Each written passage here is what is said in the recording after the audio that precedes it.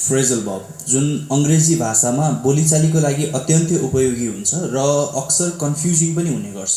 जस्तै गेट भनेको पाउनु भयो, अब गेट टु छ भने कुनै ठाउँमा पुग्नु हुन्छ, तर त्यहीँनिर गेट इन अथवा गेट इन्टु भयो भने कुनै कारमा या भ्यानमा भित्र पस्नु वा चढ्नु भन्ने हुन्छ। त्यस्तै गरेर गेट आउट अफ भयो भने कुनै कार वा भ्यानबाट बाहिर निस्कनु भन्ने हुन्छ। त्यस्तै गरी गेट अन भन्यो भने कुनै बसमा ट्रेनमा चढ्नु भन्ने हुन्छ। फेरि त्यसै गरेर गेट अफ भन्यो भने कुनै गाडीबाट तल झर्नु वा उत्रनु भन्ने हुन्छ। र गेट ओभर भन्यो भने कुनै रोगबाट निको हुनु भन्ने हुन्छ। गेट अन भन्यो भने कुनै काममा लागिरहनु भन्ने हुन्छ। त्यस्तै गरेर गेट अन विथ भन्यो भने कोही व्यक्तिसँग राम्रो सम्बन्ध रहनु भन्ने हुन्छ। र सामान्यतया फ्रेजल वर्ब चाहिँ भर्ब र पार्टिकल मिलेर बन्छ। हामीले भर्बमा एउटा वा दुईटा पार्टिकल, जुन पार्टिकल अन्तर्गत चाहिँ प्रेपोजिसन वा कुनै एडभर्ब राखेर हामीले फ्रेजल वर्बको निर्माण गर्छौँ। फ्रेजल वर्ब लिटरल र नन लिटरल गरी दुई किसिमका हुन्छन्। प्राय लिटरल वर्गमा पर्ने फ्रेजल वर्बको अर्थ त्यहाँ भएको भर्ब र पार्टिकल हेरेर सजिलै बुझ्न सकिन्छ। जस्तै सिट डाउन भन्यो भने सिट भनेको बस्नु भयो, डाउन भनेको अब तल भन्ने भयो, त्यसैले बस्नु, कुनै ठाउँमा बस्नु भन्ने हुन्छ। गो अवे भन्यो भने गो भनेको जानु भन्ने हुन्छ, अवे भनेपछि कतै टाढा भन्ने हुन्छ, त्यसैले गो अवे भनेको कहीँ कतै टाढा जानु भन्ने हुन्छ। त्यस्तै गरेर गो ब्याक, अब गो भनेको जानु, ब्याक भनेको फर्किनु, अब पछाडि भन्ने हुन्छ, त्यसैले गो ब्याक भनेको कहीँ कतै फर्केर जानु भन्ने हुन्छ। यसरी लिटरल फ्रेजल वर्बहरूलाई हामीले सजिलै अनुमान लगाउन सक्छौँ त्यसमा भएको भर्ब र पार्टिकललाई हेरेर। तर नन लिटरल वर्गमा पर्ने फ्रेजल वर्बलाई चाहिँ त्यहाँ भएको भर्ब र पार्टिकल हेरेर बुझ्न सकिँदैन। यस किसिमको फ्रेजल वर्बलाई नियमित पढेर वा प्रयास गरेर नै सम्झिन सकिन्छ। जस्तै गेट अन विथ, अब हामीले सामान्यतया देख्दाखेरि गेट भनेको पाउनु भन्ने भयो, अन भनेको माथि, विथ भनेको सँग, अब कसैसँग माथि केही पाउनु भन्ने यसरी सेन्स लाग्दैन। यसमा गेट अन विथ भनेको अब कसैसँग सम्बन्ध राम्रो भएर उसँग मिलनसार हुनु, उसँग मिल्नु भन्ने अर्थ लाग्छ। त्यस्तै गरेर पुट अप विथ, अब हामीले सामान्य हेर्दाखेरि पुट भनेको राख्नु, अप भने माथि, विथ भने सँग, अब पुट अप विथ भने माथिसँग कसैसँग केही राख्नु, त्यस्तो हुन जाँदैन। पुट अप विथ भनेको कुनै कुरा सहनु भन्ने हुन्छ। त्यस्तै गरेर गिभ अप, गिभ भनेको दिनु, अप भने माथि, गिभ अप भने माथि दिनु हो त होइन। सो गिभ अप भनेको कुनै कुरा त्याग्नु भन्ने हुन्छ। त्यस्तै गरेर गो अन, कुनै कुरामा निरन्तर लागिरहनु भन्ने हुन्छ। त्यस्तै गरेर टर्न अप, टर्न अप भनेको आइपुग्नु भन्ने हुन्छ। हो, यस्ता नन लिटरल किसिमका फ्रेजल वर्बहरूलाई चाहिँ हामीले नेपालीमा अनुवाद गरेर सजिलै बुझ्न सकिन्छ भन्ने हुँदैन।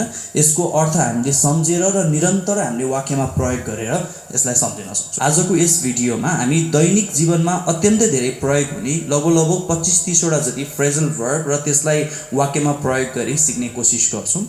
गेट इन, गेट इन भनेको भित्र छिर्नु। जस्तै and open the door of the car and get in, एन्डले कारको ढोका खोलिन् र कारभित्र छिरिन् भन्ने भयो।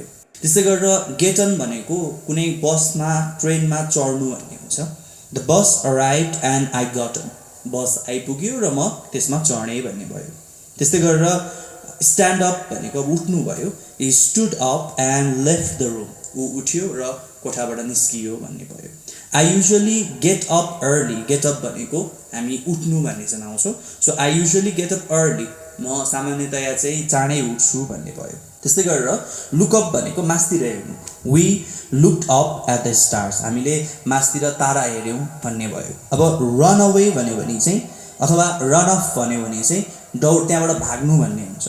द थिफ ऱ्यान अवे, यानि कि चोर चाहिँ त्यहाँबाट भाग्यो भन्ने भयो। And got into the car and drove away, and चाहिँ कारमा पसिन् र त्यहाँबाट चाहिँ उनी कार लिएर गइन् भन्ने भयो। त्यस्तै गरेर क्लाइम्ब ओभर भनेको चाहिँ कुनै सर्फ, कुनै वालमा वा त्यस मार्फत चाहिँ चढेर अर्कोतिर जानु भन्ने हुन्छ। चढेर जानु भन्ने हुन्छ, त्यो चढेर त्यो क्रस गर्नु भन्ने हुन्छ। The wall wasn't very high so we climbed over, यानि कि वाल चाहिँ त्यति धेरै अग्लो थिएन, त्यसैले हामी त्यो त्यहाँ चढेर क्रस गरेर उता गयौँ भन्ने भयो। Turn over and look at the page, next page, यानि कि टर्न ओभर भनेको चाहिँ पल्टाउनु, पानाहरू पल्टाउनुलाई टर्न ओभर भन्छौँ। So turn over and look at the next page, पाना पल्टाउनुहोस् र अर्को पानामा हेर्नुहोस् भन्ने भयो। त्यस्तै गरेर आउट अफ भनेको चाहिँ केही कुराबाट अथवा स्पेसली कारहरूबाट, भ्यानहरूबाट अथवा कुनै घरबाट बाहिर जानु भन्ने गर्ने गर्छौँ। The car stopped and a woman I went to the window and I looked out. And look out भनेको बाहिर हेर्नु भन्ने भयो. So I went to the window and looked out. म झ्यालनिर गएँ र त्यहाँबाट बाहिर हेरेँ भन्ने भयो. त्यस्तै गरेर fall off. Fall off भनेको चाहिँ केही कुराबाट खस्नु भन्ने हुन्छ. Be careful, don't fall off भन्यो भने अब अलिकति ध्यान दिनुहोस् है, नखस्नुहोस्, नलड्नुहोस् नि भन्ने भयो. त्यस्तै गरेर fall down भनेको चाहिँ केही कुरा माथिबाट तल खस्नु. The picture fell down. The picture fell down. यानी कि पिक्चर चाहिँ त्यो झुन्डाइएको चित्र चाहिँ झर्यो तल भन्ने भयो. त्यस्तै गरेर sit down भनेको बस्नु भन्ने भयो. Would you like to sit down? हजुर बस्न चाहनुहुन्छ भनेर यसरी अफर गरिएको छ यहाँनिर. Lie down on the floor. So lie down भनेको चाहिँ भुइँमा या कुनै केहीको सतहमा चाहिँ पल्टनु भन्ने हुन्छ. त्यस्तै गरेर we went out for dinner and then went back to our hotel. So हामी डिनरको लागि चाहिँ नि बाहिर गयौँ र त्यसपछि चाहिँ हाम्रो होटलमा फर्कियौँ. सो गो ब्याकको वेन्ट ब्याक पास्ट भयो र त्यसको मतलब चाहिँ फर्कनु भन्ने हुन्छ. गो ब्याक भनेको फर्कनु, जहाँबाट आएको थियो त्यहाँ फर्कनु भन्ने भयो. त्यस्तै गरेर कम ब्याक भनेको चाहिँ जहाँ कुनै ठाउँमा गएर त्यहाँबाट फर्केर जहाँ गएको थियो त्यहाँ आउनुलाई चाहिँ हामी कम ब्याक भन्ने गर्छौँ. Go away and don't come back, यहाँबाट जाऊ र फर्केर नआऊ भन्ने भयो. त्यस्तै गरेर लुक अराउन्ड भनेको चाहिँ वरिपरि हेर्नु भन्ने हुन्छ. Somebody shouted my name, so I looked around. कसैले मेरो नाम लिएर बोलायो र म वरिपरि हेरेँ मैले भन्ने भयो. त्यस्तै गरेर अर्को भनेको टर्न अराउन्ड. टर्न अराउन्ड भनेको चाहिँ आफू फर्कनु, वरिपरि फर्कनु. जस्तै we went for a long walk. After 6 miles we turned around and went back. यानी कि हामी चाहिँ केही समय वाकिङको लागि गयौँ र 6 माइल्स हिँडिसकेपछि चाहिँ हामी घुम्यौँ, त्यहाँबाट फर्क्यौँ र फर्केर आफ्नो भएको ठाउँमा गयौँ भन्ने भयो. त्यस्तै गरेर पुट अन भनेको चाहिँ स्पेसली कपडा, जुत्ता यस्तो कुराहरू लगाउनु भन्ने हुन्छ. सो पुट अन भनेको लगाउनु भयो. पुट अन योर कोट भन्यो भने तपाईँको कोट लगाउनुहोस् भन्ने भयो. अब यो पुट अनमा चाहिँ तपाईँले जुन अब्जेक्ट हुन्छ त्यो अब्जेक्टलाई बिचमा राखेर पनि भन्न मिल्छ. जस्तो पुट अन योर कोटलाई पुट योर कोट अन भन्न पनि भन्न सकियो. जस्तो अर्को भनेको पुट अफ. पुट अफ भनेको चाहिँ फेरि लगाउनु भन्ने हुँदैन. पुट अफ भनेको चाहिँ फेरि कुनै मिटिङहरू अथवा कुनै इभेन्टहरूलाई चाहिँ पोस्टपोन गर्नु भन्ने हुन्छ. त्यस्तै गरेर टेक अफ. टेक अफ भनेको फुकाल्नु भन्ने हुन्छ. कपडा जुत्ता केही फुकाल्नु भन्ने हुन्छ. जस्तै यसमा पनि तपाईँको अब्जेक्ट छ भने हामीले अब्जेक्टलाई भर्ब र पार्टिकलको बिचमा राख्न सक्छौँ. जस्तो टेक अफ योर सुजलाई टेक योर सुज अफ भनेर नि भन्न सक्छौँ. त्यस्तै गरेर हामीले अब कुनै पनि बत्तीहरू वा मेसिनरी आइटम्सहरूलाई चाहिँ त्यसलाई अन गर्ने खोल्ने भन्नु पऱ्यो भने चाहिँ हामीले ओपन भन्न मिल्दैन. जस्तो बत्ती खोल त भन्नु पऱ्यो भने तपाईँले अथवा टिभी खोल त भन्नु पऱ्यो भने open the TV, open the lights भनेर भन्न मिल्दैन. यो खोल्नुलाई चाहिँ हामीले अन गर्ने या अफ गर्ने, मेसिनरी आइटममा त अन अफ गर्ने भयो अथवा स्विचलाई अन अथवा अफ गर्नुपर्ने भयो.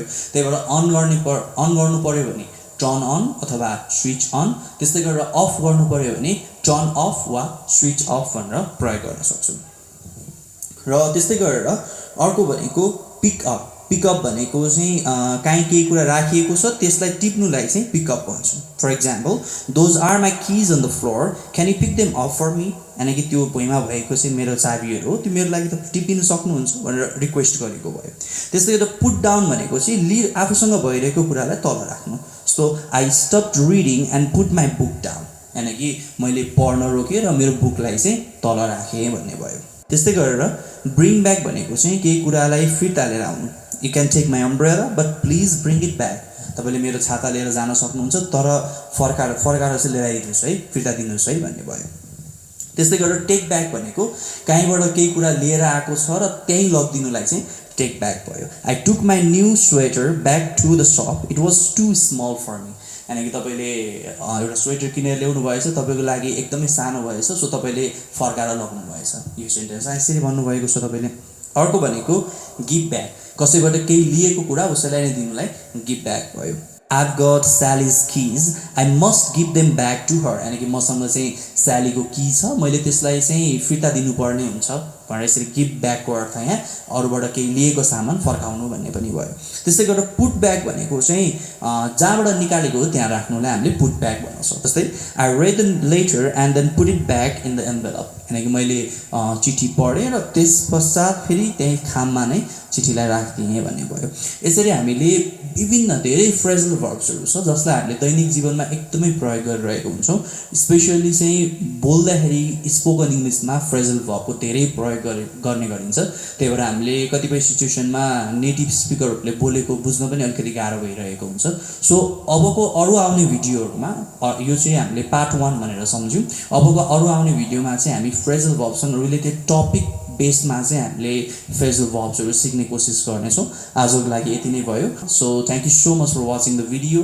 Do follow us and subscribe on our YouTube and do some like and share with your friend if it's helpful. Thank you so much for watching everyone.